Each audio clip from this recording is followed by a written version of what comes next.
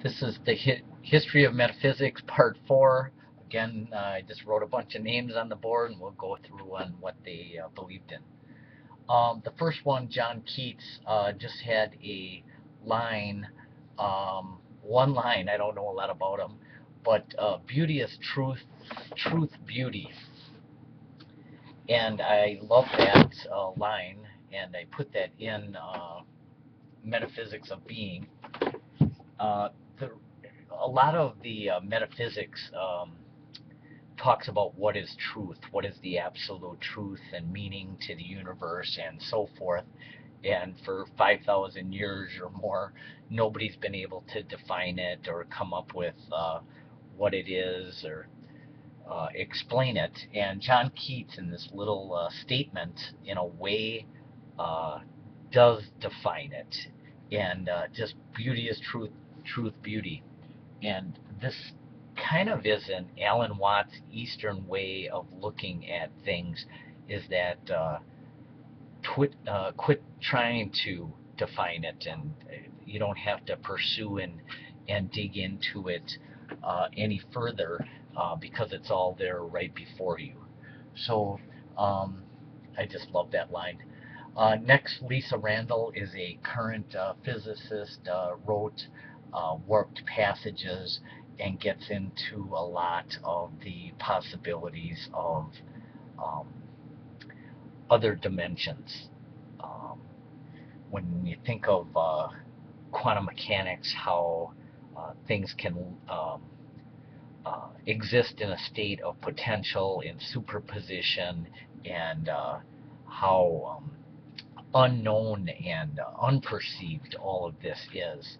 I think her book on warp passages and a lot of the physics of today, it'll be interesting to see what happens in the next 50, 100, 500 years to see where that all leads.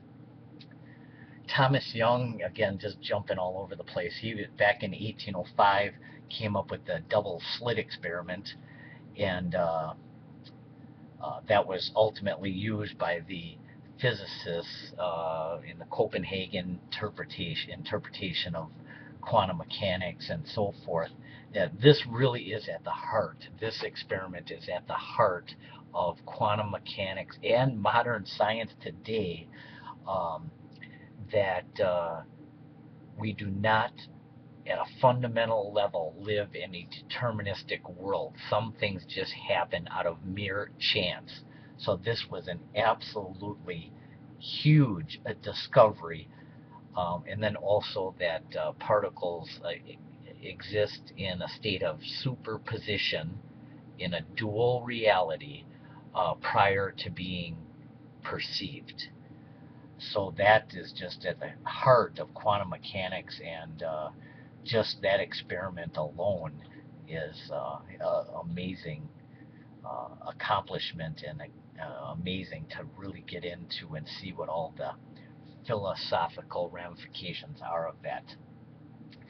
John Stuart Bell proved, and this was in 1964, that entanglement exists, that a particle in this part of the world, it can be entangled with a pair, a partner particle, anywhere in the universe, and that information can be known about both particles if they are entangled pairs. So this is another just amazing thing about the universe, of how the interconnectedness of everything is, and also that, in a way, the fact that you can know about a particle in any distance in the universe, an infinite amount, any any amount away in the universe, that you can have knowledge of that particle through its entangled pair, in a way, transcends the speed of light. That information, not that it's traveling between the two particles, but the knowledge of it transcends time and the speed of light. So just entanglement is unbelievable. And then again ties back to um, Zen and Buddhism and Eastern way of thought that uh, everything in the universe is tied together. Louis de Broglie, again, part of all the new quantum mechanics, Copenhagen interpretation that came about in 1927, wave-particle duality, that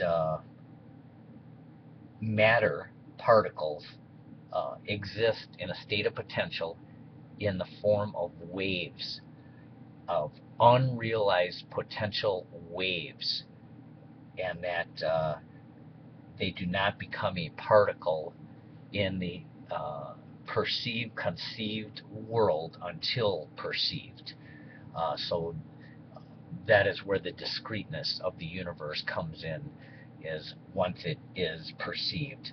So just it gets into this whole argument of what happens to all the other potential particles that exist that are unperceived. Do they have some form of existence as well, or is it only this perceived particle that then comes into being? John Wheeler was the first to coin the term black holes. Within black holes, again, time and space do not exist, and